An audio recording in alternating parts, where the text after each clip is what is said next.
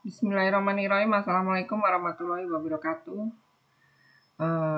Salam sehat untuk kita semua. Mudah-mudahan kita selalu dalam lindungan Allah Subhanahu wa Ta'ala.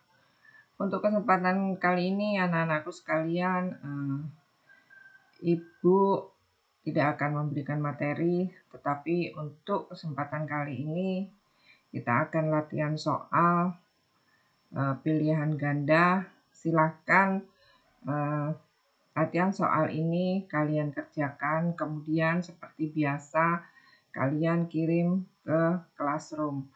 Anak-anakku sekalian tetap semangat untuk belajar di rumah, dimanapun, sama siapapun, dan kapanpun kita harus tetap semangat belajar. Anak-anakku sekalian, ini adalah pelajaran IPS kelas 8 semester 2, yaitu latihan soal IPS kelas 8 semester 2. Baiklah anak-anakku sekalian, saya bacakan atau Ibu bacakan soalnya, kemudian kalian pilih jawaban yang paling tepat di antara A, B, C, dan D. Jawaban kemudian kalian tulis, kalian kirim ke classroom. Baiklah, untuk soal Ibu bacakan. Pihak yang bertugas untuk mengatur, mengendalikan, serta mengadakan kontrol terhadap jalannya roda perekonomian dinamakan A. Rumah tangga konsumen, B. Rumah tangga perusahaan, C. Rumah tangga luar negeri, D. Rumah tangga pemerintah. Kemudian selanjutnya, arus barang dan jasa yang masuk dari luar negeri ke dalam negeri disebut, ingat ini adalah arus barang dan jasa yang masuk dari luar negeri ke dalam negeri disebut A. Impor, B. Ekspor, C. Imigrasi, dan D. Emigrasi. Untuk menjawab soal ini kalian harus mengerti apa pengertian impor, ekspor, imigrasi, dan emigrasi. Kemudian selanjutnya, suatu kemampuan mengatur, mengorganisasikan, serta mengambil resiko dalam menjalankan suatu usaha disebut dengan A. Kepahlawanan, B. Kewirausahaan, C. Jiwa bisnis, D. Keberuntungan. Berikut ini yang bukan komponen dari pendapatan rumah tangga, yang bukan merupakan komponen dari pendapatan rumah tangga adalah A. Sewa, B. Upah, C. Tarif, D. Bunga. Selanjutnya, yang bukan merupakan rumah tangga produsen di Indonesia adalah A. BUMN, B. Perusahaan dagang, C. BUMS, D. Koperasi. Ibu lanjutkan untuk soal berikutnya.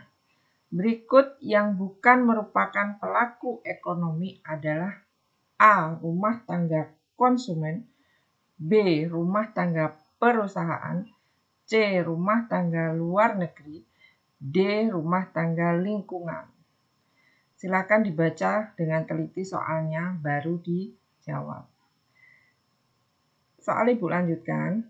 Kelompok masyarakat yang melakukan kegiatan konsumsi terhadap barang dan jasa untuk memenuhi kebutuhan hidup diri sendiri ataupun keluarga dinamakan A. Rumah tangga konsumen, B. Rumah tangga perusahaan, C. Rumah tangga luar negeri, D. Rumah tangga pemerintah.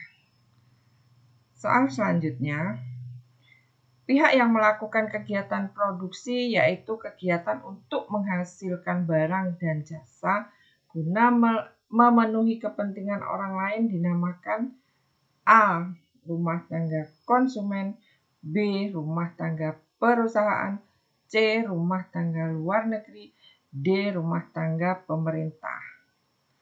Silakan dibaca dengan teliti lagi soalnya.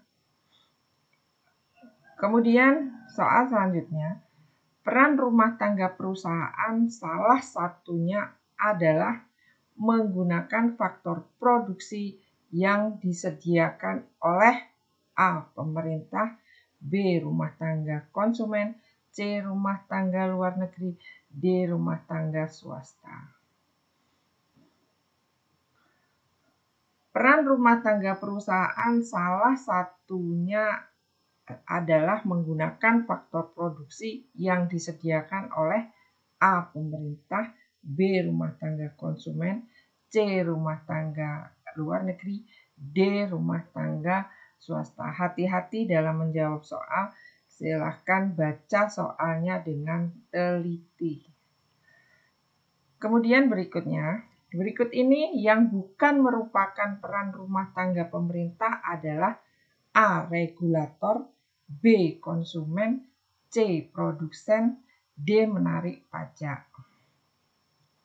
Selanjutnya, pemerintah juga menyediakan berbagai kebutuhan penting bagi masyarakat seperti listrik, jasa angkut kereta api, dan penyediaan bahan bakar melalui berbagai badan usaha milik negara. Dalam hal ini, pemerintah adalah sebagai A. Regulator, B. Konsumen, C. Produsen, D. Penarik pajak. Ibu lanjutkan. Pemberian subsidi oleh pemerintah, penetapan harga bahan bakar, penentuan tarif impor adalah contoh peran rumah tangga pemerintah sebagai A. Regulator, B. Konsumen, C. Produsen, D. Penarik pajak. Selanjutnya, keunggulan daerah disebabkan oleh A. Perbedaan potensi antar daerah, B. Perbedaan iklim antar daerah, C. Perbedaan cuaca antar daerah, D. Perbedaan budaya antar daerah. Soal selanjutnya, jika nilai impor lebih tinggi daripada nilai ekspor, maka hal itu dianggap bagi negara. A. Merugikan, B. Menguntungkan, C. Surplus, D. Bangkrut. Masih Ibu lanjutkan, jika barang yang diproduksi dalam negeri dengan menggunakan komponen produksi lokal yang bukan merupakan bahan impor, maka dengan melemahnya nilai tukar dalam negeri, hal tersebut dianggap bagi eksportir. A. Merugikan, B. Menguntungkan, C. Defisit, D. Bangkrut. Soal selanjutnya, Indonesia merupakan negara yang kekayaan laut yang begitu besar. Pemaksimalan potensi laut dapat dilakukan dengan A. Memanfaatkan sumber daya laut secara massal dengan berbagai cara, B. Memberikan pelatihan kepada masyarakat tentang cara memanfaatkan sumber daya laut dengan cara yang bijaksana, C. Menjual sumber daya laut pada pihak asing karena mereka memiliki alat yang lebih canggih, D. Membiarkan saja supaya sumber daya tersebut dapat berkembang dan terus berkembang. Soal selanjutnya, di bawah ini yang bukan merupakan manfaat dari perdagangan antar daerah atau antar pulau adalah A. Menyediakan alternatif alat pemuas kebutuhan bagi konsumen, B. Meningkatkan produktivitas, C. Memperluas kesempatan kerja bagi masyarakat, D. Meningkatkan pemerataan jumlah penduduk. Berikut ini yang bukan merupakan faktor pendorong ekspor. A. Keadaan pasar dalam negeri. B. Keadaan pasar luar negeri. C. Keuletan eksportir dalam menangkap peluang usaha. D. Kondisi sosial, politik, dan ekonomi suatu negara. Selanjutnya, redistribusi pendapatan dilakukan sebagai salah satu bentuk berupa A. Jaminan sosial yang dilakukan negara kepada masyarakat. B. Pembagian pendapatan nasional. C. Pengalokasian pajak kepada penduduk miskin. D. Pemberian subsidi kepada seluruh masyarakat. Selanjutnya, berikut yang bukan upaya meningkatkan ekonomi maritim di Indonesia adalah A. Mengenalkan batas-batas laut Indonesia kepada nelayan. B. Meningkatkan kualitas sumber daya manusia oleh pemerintah. C. Memberikan kebebasan kepada kapal asing. D. Memberi bantuan untuk nelayan miskin. Berikut ini yang bukan tujuan pembangunan kelautan adalah A. Pertumbuhan ekonomi tinggi secara berkelanjutan. B. Menjadikan laut satu-satunya sumber pendapatan nasional. C. Terpeliharanya kelestarian lingkungan dan sumber daya kelautan. D. Menjadikan laut sebagai pemersatu dan tegaknya kedaulatan bangsa. Demikianlah soal latihan sudah Ibu bacakan. Silakan dikerjakan secara teliti. Pilih jawaban yang paling benar. Kemudian jangan lupa segera kirim ke Classroom karena ini sudah mendekati untuk semester akhir kelas 8. Oleh karena itu,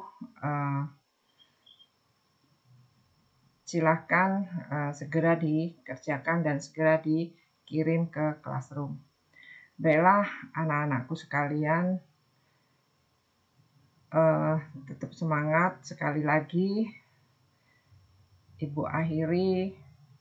Wassalamualaikum warahmatullahi wabarakatuh.